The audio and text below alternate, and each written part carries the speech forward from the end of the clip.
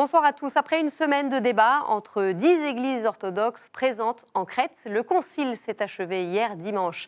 Les 6 textes votés ont porté sur la diaspora, l'œcuménisme, l'autonomie des églises, le jeûne, le mariage et la mission de l'église orthodoxe dans le monde. 2 textes ont également été publiés, une encyclique et un message final au peuple orthodoxe et à toute personne de bonne volonté. Message adressé dimanche lors de la divine liturgie clôturant ce concile.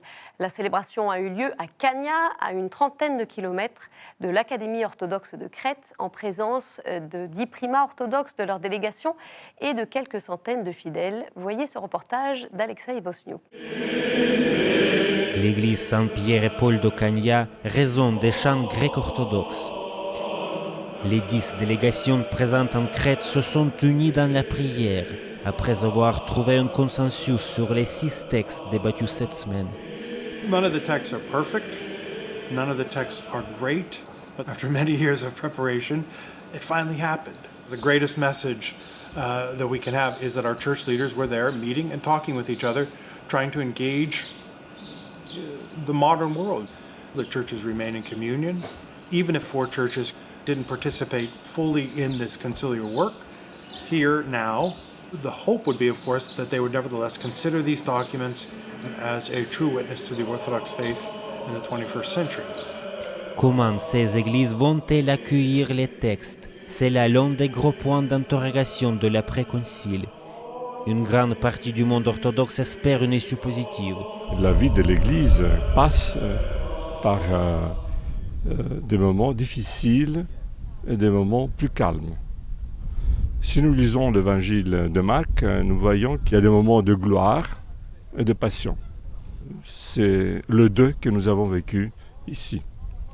L'unité de l'Église orthodoxe n'a pas été brisée, puisque malgré l'absence, nous restons quand même un seul corps du Christ, et nous espérons que dans l'avenir, nous aurons l'occasion de poursuivre notre dialogue et notre collaboration. Nous voulons une Église qui reste une Église vivante, avec une voix et une perspective dans l'avenir.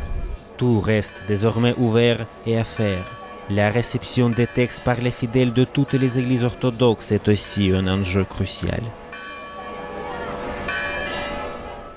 Alors quel message l'Église orthodoxe veut-elle délivrer au monde? Le métropolite Emmanuel, président du comité de rédaction du message pour le concile panorthodoxe, nous en donne les grandes lignes. Je crois que c'est un message fort pour l'Église et la société. C'est un message qui est adressé à tous les fidèles orthodoxes en priorité, mais aussi à toutes et à tous. C'est un message qui porte sur le défi de notre époque, sur les questions, par exemple, de la protection de la planète ou sur la question de la famille. Nous voulons que ce message aussi arrive aux jeunes dans une langue qui peut les toucher et qui peut vraiment changer quelque chose dans cette perspective. Et la prière était au cœur du concile. Chaque matin, les délégations se retrouvaient lors de la divine liturgie pour confier leurs travaux à l'Esprit Saint. Pour le père Alexandre Rantel, professeur de droit canonique au séminaire Saint-Vladimir de New York, et présent, vous l'avez vu dans le reportage, présent au concile, eh bien c'est la prière qui a fondé avant tout ici l'unité de l'Église orthodoxe. On l'écoute. Church is not a church because we speak or we write documents or anything. We're a church because we're called in faith to express our love to Jesus Christ. And the place by which we show that love is our liturgical services.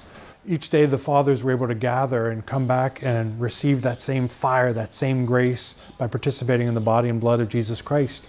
Having received the grace of the Spirit, the same grace that was given to the apostles to bring love, peace, mercy, kindness, gentleness. At the beginning of the week, there were some tentative discussions, but as the week progressed, people were becoming more and more comfortable speaking to one another. Walls, defenses even, that are natural to humans almost, can be broken down and they can learn to speak to each other. And this great liturgical week, is a way to engage in that and to respond to the love that Jesus has shown us. 4 églises orthodoxes n'ont pas participé à ce concile, la grande absente étant l'église orthodoxe russe. Alors comment accueille-t-elle les conclusions du concile? Eh bien, nous avons posé la question au hiéromoine Alexandre Siniakov, recteur du séminaire orthodoxe russe en France. Et je pense que les décisions du Concile ne poseront pas de problème dans la mesure où ces décisions n'apportent absolument rien de nouveau ni rien d'exceptionnel. C'est-à-dire que cette initiative en Crète, elle a d'une certaine façon confirmé le statu quo dans l'Église orthodoxe parce que sur aucune des questions qu'elle a abordées, il n'y a eu rien de nouveau. Ce qui serait bien, c'est que ce Concile puisse se réunir de manière régulière, que l'ensemble des églises quand même aient le courage d'y participer malgré les différends qui puissent exister entre elles et que le Concile ait l'audace d'aborder toutes les questions qui fâchent. Malgré l'absence de 4 églises, les 10 présentes ont adopté à l'unanimité les 6 textes soumis au vote, comme l'avait souhaité l'une des chevilles ouvrières de l'événement, le patriarche Bartholomée Ier de Constantinople, primat d'honneur de l'Église orthodoxe. Et la question de l'écuménisme, eh bien, c'est celle qui a été la plus débattue avant d'être approuvée samedi en toute fin de journée. Un pas de plus donc dans les relations entre l'Église orthodoxe et les autres églises chrétiennes. On regarde ce reportage de Charles-François Brojon. Dans la salle des travaux de l'Académie orthodoxe de Crète, le texte sur l'écuménisme vient d'être adopté, non sans débat. Une question a particulièrement été discutée. Doit-on reconnaître les chrétiens non orthodoxes en tant qu'Église? C'est vrai que l'Église grecque-orthodoxe il était un peu dur. On ne veut pas accepter le mot, le titre Église pour les autres. Mais maintenant, nous sommes arrivés à une solution sur l'expression qu'il y a les relations entre l'Église orthodoxe et les autres églises et communautés chrétiennes hétérodoxes. Entre ceux qui ne voulaient pas entendre parler de cette reconnaissance du terme Église et ceux qui au contraire souhaitaient une reconnaissance pleine et entière, un consensus a donc été trouvé. Le cardinal Kurt Kors en félicite, surtout après les polémiques cette semaine sur la non-participation au concile de 4 églises autocéphales. Je suis très heureux que le patriarche œcuménique a dit non, nous devons célébrer ce concile aussi quelques églises ne sont pas présentes parce qu'il est possible d'approfondir les différentes visions et de trouver une vision commune. Ça aidera beaucoup à notre dialogue. Une vision commune qui demeure soumise à la réception des fidèles orthodoxes du monde entier et bien entendu à celle des 4 églises absentes. Et si le patriarcat d'Antioche est ouvert au dialogue œcuménique, les églises de Bulgarie, de Géorgie et de Russie, elles, restent méfiantes. Le texte rappelle pourtant la responsabilité de chaque église de participer au dialogue œcuménique. Il n'y a rien de nouveau, vraiment.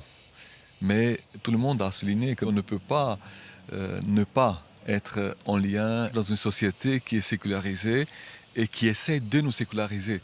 Il faut que les fidèles et les communautés, les églises, même celles qui sont réticentes, se rendent compte que les dialogues, ce n'est pas une option, c'est un devoir et que ce n'est pas quelque chose de théorique. Parce que si les dialogues, c'est juste se rencontrer de temps en temps, faire des photos, c'est pas la peine. Comme le veut la tradition, le patriarcat œcuménique de Constantinople enverra une délégation à Rome ce mercredi pour fêter la solennité des saints apôtres Pierre et Paul. Le message final du Concile souligne entre autres l'importance de l'évangélisation dans le monde contemporain et l'attention portée aux jeunes.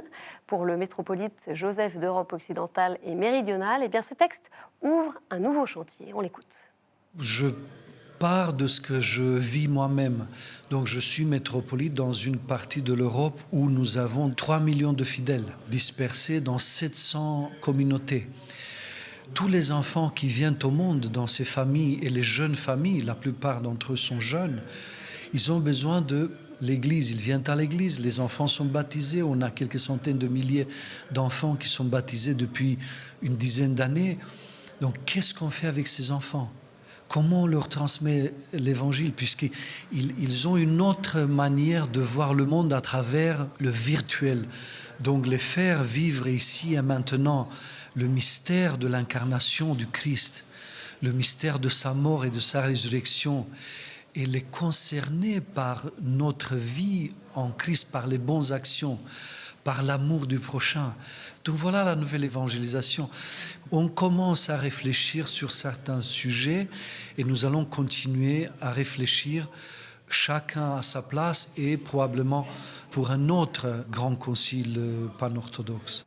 Et voilà un autre concile qui pourrait se tenir d'ici quelques années, puisqu'en effet, parmi les résolutions fortes du concile, eh bien, les églises ont pris la décision de convoquer ce type de rencontre tous les 7 ou 10 ans, donc à suivre. Voilà, c'est la fin de ce journal. Merci de nous avoir suivis. Merci également à nos envoyés spéciaux en Crète, Charles-François Brejon et Alexei Vosniuk pour leur reportage. Merci à la rédaction. Sachez que l'édition d'À la Source reviendra demain sur ce concile. Ce sera à 21h45. Très bonne soirée à tous. Au revoir.